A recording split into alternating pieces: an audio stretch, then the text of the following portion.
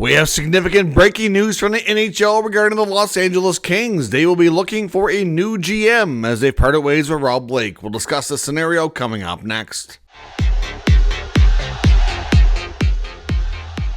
So welcome back to another video here at Top Shelf Hockey. As I mentioned, we have some pretty significant breaking news from the NHL. The Los Angeles Kings have announced that they've mutually agreed to part ways with general manager Rob Blake. Now, just to be totally clear here, this is not a case of Blake being fired. It was no secret that Rob Blake had no contract beyond the current season.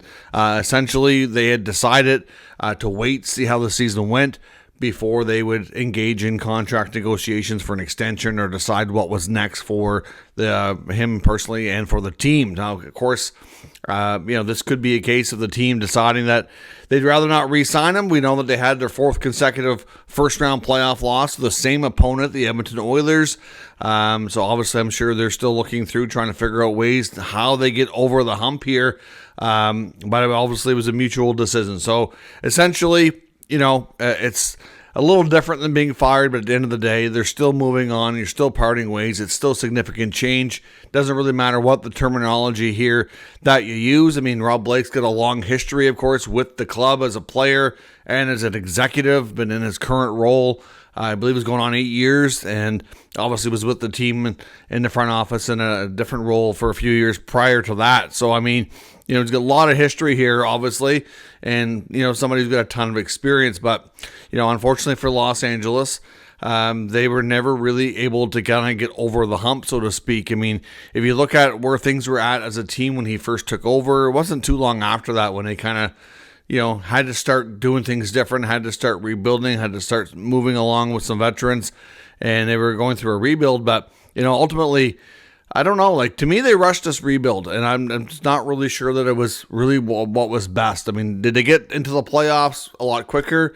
I mean, obviously, 4 consecutive first-round losses. If you look at, missing the playoffs for a few years before that. But, at the end of the day, I don't know. I mean, they had Kopitar, they had Doughty. I understand that those guys did not want to really go through a rebuild and that you don't really want to waste their prime years. But, if you look at their record when they kind of made it clear that they were kind of starting to go through a rebuild, they didn't do things a traditional way. And that's not always a bad thing. There's different ways of going about things. We've seen other teams go about their business different ways as well. Some work out better than others. But the drafting and development for me, it was not overly strong. If you look at all their draft classes from the last 7-8 years, they really don't have a lot on the roster for prospects that were taken by the team. The bulk of their team comes in via trade and free agency.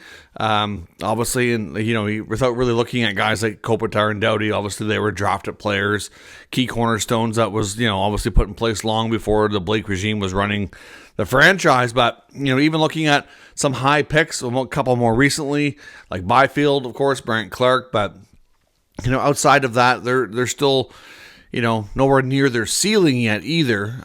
So they're not having the impact on this team that they will down the road. But lots of other players that you had high hopes for, thought would have bigger roles by now, looking at like Alex Turcotte and obviously even like Thomas and lots of these other guys. A lot of the defensemen you thought would have bigger roles in the team.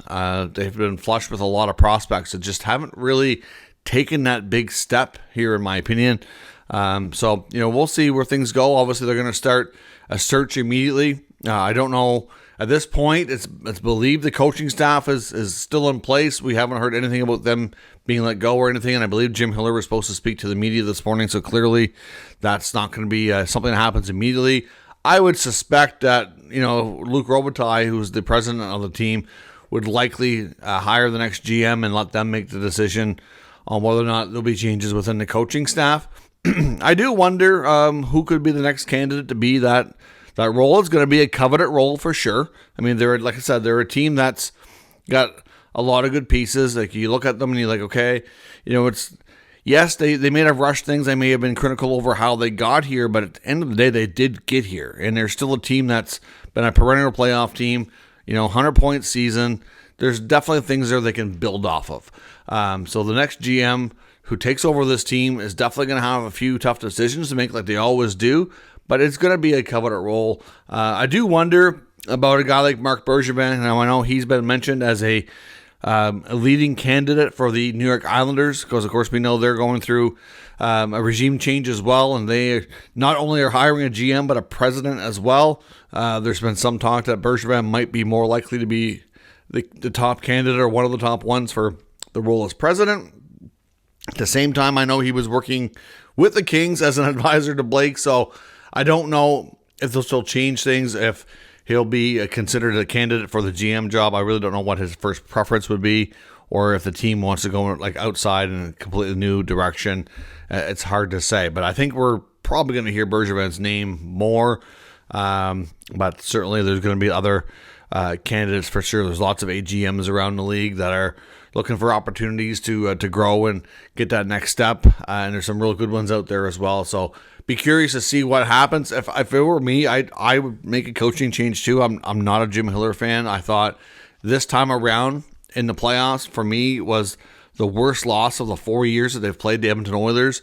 I thought they had a phenomenal start to the series. Of course, won the first 2 games. In Game 3, that coach's challenge is what turned everything. They had a tie game.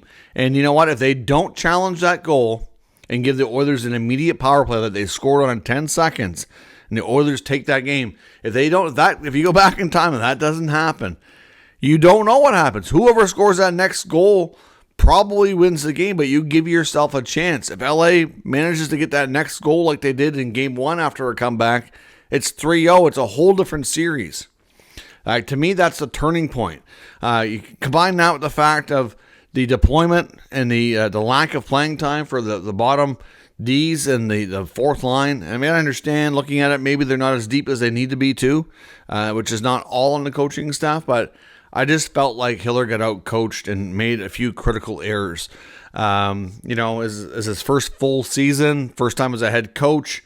Maybe I'm being too hard on him. I just thought that those were critical mistakes that cost them the series. But otherwise, like I said, there's lots to like, but they definitely have to make some changes to get over the hump. So let me know your thoughts. Who do you think could be a good candidate to be the next GM? Do they make coaching changes? Do they stick with Hiller and his staff? Or, what else do they do here to get to the next step? Let me know your thoughts in the comments. We'll discuss further. If you're new to the channel, of course, make sure you subscribe and stick around. We'll keep you up to date with all the news, rumors, and analysis of all 32 NHL teams. Thanks for watching. I'll catch you next time.